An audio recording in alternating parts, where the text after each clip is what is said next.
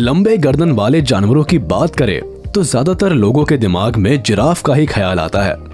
लेकिन क्या आप जानते हैं कि दुनिया में ऐसे और भी कई जानवर हैं जिनकी गर्दन उनके शरीर से ज्यादा बड़ी होती है। इसीलिए आज के एपिसोड में हम आपको बताने वाले हैं दुनिया के 10 सबसे लंबे गर्दन वाले जानवरों के बारे में। तो चलिए वीडियो की शुरुआत करते हैं, बस आप इस वीडियो के अंत तक बने रहिए। जिराफ ऐसा जानवर है जिसका पहचान ही उसकी गर्दन है। दुनिया में सबसे लंबी गर्दन का रिकॉर्ड इसके नाम ही दर्ज है। इसी आधार पर इसे धरती का टॉलेस्ट एनिमल भी माना जाता है।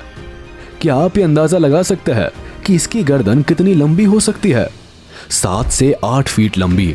जी हाँ, डायनासोर को छोड़ दिया जाए तो इस प्लेनेट पर इसके गर्दन की बराबरी कोई नहीं कर सकता। इसीलिए तो इस लिस्ट में इसका नाम टॉप पर रखा जाता है। अफ्रीका का नेटिव एनिमल होने के नाते यहाँ के हैबिटेट और फूड अवेलेबिलिटी के मुताबिक नेचर ने इन्हें यह अनोखा उपहार दिया है। मेल और फीमेल जिराफ की गर्दन की लंबाई में थोड़ा बहुत अंतर देखने को मिलता है। इस लंबी गर्दन की मदद से ही अफ्रीका के सूखे जंगल में भी ये अपने लिए पर्याप्त मात्रा में भोजन का जुगाड़ कर ही लेते हैं। लेकिन इसका बेनिफिट सिर्फ खाने पीने तक ही लिमिटेड नहीं है, बल्कि मीटिंग के लिए शक्ति प्रदर्शन में भी ये इंपॉर्टेंट रोल प्ले करता है। इस तरह लंबी गर्दन सिर्फ इनकी पहचान ही नहीं बल्कि सर्वाइवल का सबसे बेहतर जुगाड़ भी है। ऑस्ट्रिच। पक्षियों के बारे में तो बहुत सी बातें पॉपुलर है।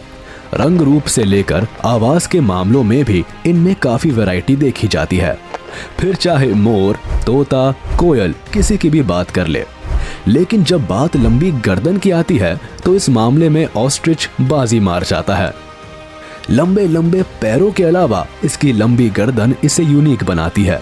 जहां यह अपने लंबे पैरों की मदद से तेज भाग पाता है, वहीं लंबी गर्दन की मदद से घास के मैदान में शिकारी जानवरों पर नजर रख पाता है। यानी कि जिराफ की तरह ही इसके गर्दन भी सिर्फ दिखावे के लिए नहीं होती, बल्कि इससे सर्वाइवल के कई तार जुड़े होते हैं।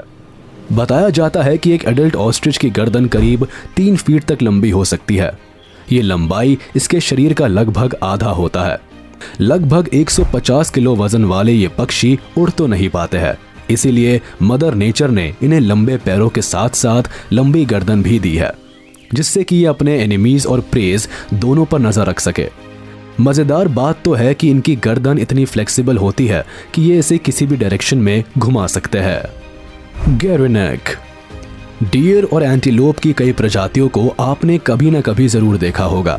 हो सकता है आप उनकी फुर्तीली चाल से अट्रैक्ट हो जाए, लेकिन इस वक्त हम बात कर रहे हैं गैरोनेक के बारे में, जो कि एक तरह का एंटीलोप ही है।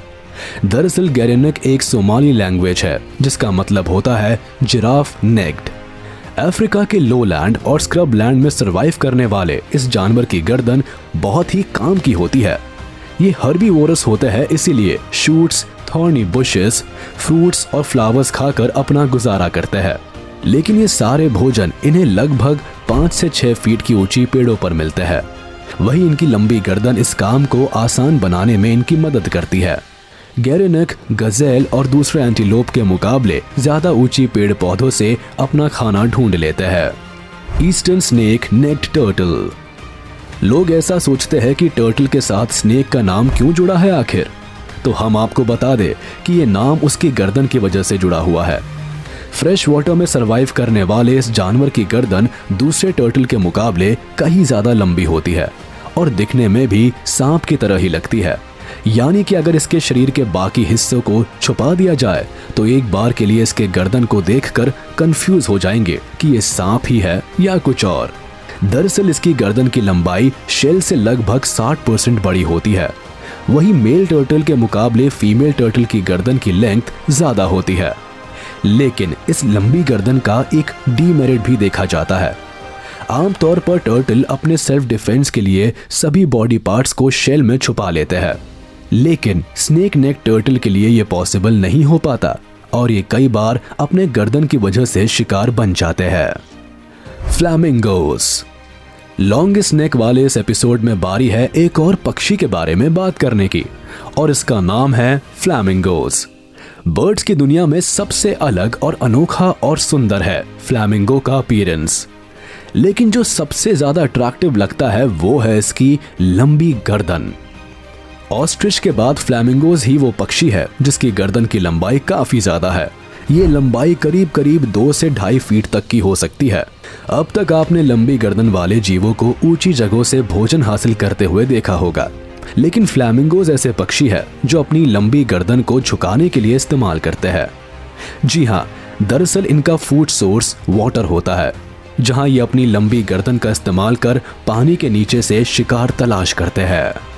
अल्पैकास, ये अनोखा जानवर साउथ अमेरिका के कैमेलिड फैमिली से बिलोंग करता है। इसके पास कैमल की तरह ही लंबी गर्दन होती है, लेकिन हम्प्स नहीं पाया जाता है। गर्दन की लंबाई लगभग 3 से 4 फीट तक होती है। दरअसल इसका मुंह भी कैमल से काफी मिलता जुलता है। लॉन्ग नेक के अलावा थिक लिप्स और प्रोमिनेंट नोज इन्हें कैमल जैसा लुक देता है, लेकिन विशेष अंतर यही होता है साइज में ये कैमल से काफी छोटे होते हैं। वहीं इनके शरीर पर भेड़ों की तरह काफी फर भी पाया जाता है। इनके लंबे पैर और गर्दन का सबसे ज्यादा फायदा इन्हें पेड़ों से खाना खाने के दौरान ही मिलता है। ऊंचे ऊंचे पौधों से फूल पत्तियां तोड़ने में इसके गर्दन का सबसे ज्यादा इस्तेमाल होता है। माना जाता है कि इन्हें हैबिटेट्स की वजह से इनकी गर्दन की लंबाई बढ़ती ही जाती है। इसके अलावा शिकारी जानवरों की निगरानी करने में भी ये सहायक होती है। लामा, अब बारी है लंबी गर्दन वाले एक और जानवर से आपकी मुलाकात करवाने की, जिसका नाम है लामा। ये भी अल्पाकास की तरह ही साउथ अमेरिका की कैमलिड फैमिली से बिलोंग करते हैं। लामा के झुंड को Colombia, Bolivia, Chile, Peru, Ecuador, Argentina के आसपास आसानी से देखा जा सकता है। हालांकि अब दुनिया के दूसरे देशों में भी इन्हें एक्सपोर्ट किया जाने लगा है। आइए अब इसकी खासियत की बात करते हैं। लामोइड स्पीशीज में ये सबसे लार्जेस्ट मेंबर है, जिसकी हाइट लगभग 5 से 6 फीट तक हो सकती है। लेकिन खास बात यह है कि इनके गर्दन की लंबाई करीब करीब 4 फीट से भी ज्यादा हुआ करती है। यही वजह है कि आज के इस लिस्ट में इस जानवर को शामिल किया गया है। वैसे इंपॉर्टेंट बात यह है कि अपनी गर्दन को झुका नहीं सकते हैं। रिया, ऑस्ट्रिच की तरह ही रिया भी लार्ज फ्लाइटलेस बर्ड की गिनती में आते हैं, जो कि साउथ अमेरिका के नेटिव माने जाते हैं। रिया की 2 प्रजातियों में से एक ग्रेटर रिया और दूसरा लेसर रिया के नाम से जाने जाते हैं। लंबी गर्दन वाले ये पक्षी ऑस्ट्रिच की तरह ही काफी तेज दौड़ सकते हैं। बताया जाता है कि ये लगभग 50 किलोमीटर पर आवर की स्पीड से भाग सकते हैं, जिससे इन्हें प्रेडेटर से बचने में काफी मदद मिलती है। वैसे ये एक सोशल बर्ड है और बड़े से झुंड में रहते हैं, जिसमें इनकी संख्या 40 के पार भी हो सकती है। मेल मेंबर ही इस ग्रुप को डोमिनेट करता है। ग्रासलैंड और सवाना के मैदान इनके लिए सबसे बेहतर हैबिटेट्स होते हैं, जहां दूर से ही शिकारी जानवरों पर ये नजर रख पाते हैं। इस काम में इनकी लंबी गर्दन की सबसे ज्यादा जरूरत पड़ती है। ईमू, ऑस्ट्रिच की कैटेगरी की ही एक और पक्षी है, जिसका नाम है ईमू। ये भी एक फ्लाइटलेस बर्ड है, लेकिन ये ऑस्ट्रेलिया में पाए जाते हैं। दुनिया के सबसे बड़े पक्षियों में इनका नाम लिया जाता है, जो कि ऑस्ट्रिच के बाद दूसरे नंबर पर है। वैसे इनकी गर्दन की लंबाई महज 12 इंच के आसपास होती है, लेकिन बॉडी मास काफी ज्यादा होता है। यूकलिप्टस फॉरेस्ट, ग्रासलैंड और रेतीले मैदान इनके लिए सबसे बेहतर हैबिटेट्स माने जाते हैं, जहां ये fruits, flowers, seeds, young shoots वगैरह खाकर अपना गुजारा करते हैं। जरूरत पड़ने पर लगभग 50 किलोमीटर पर आवर की स्पीड से दौड़ लगा सकते हैं। बड़ा शरीर और लंबी गर्दन के बल पर ये लगभग 6 से 8 फीट तक की ऊंचाई के पौधों से अपना भोजन हासिल कर लेते हैं। वैसे ये पक्षी खतरनाक तो नहीं होते हैं, लेकिन अगर इन्हें प्रोवोक किया गया तो फिर ये इंसानों पर भी हमला कर सकते हैं। कैमल, और अब आखिर में बात करते हैं कैमल के बारे में। जिराफ की तरह ही ये जानवर भी अपनी लंबी गर्दन के कारण ही फेमस है।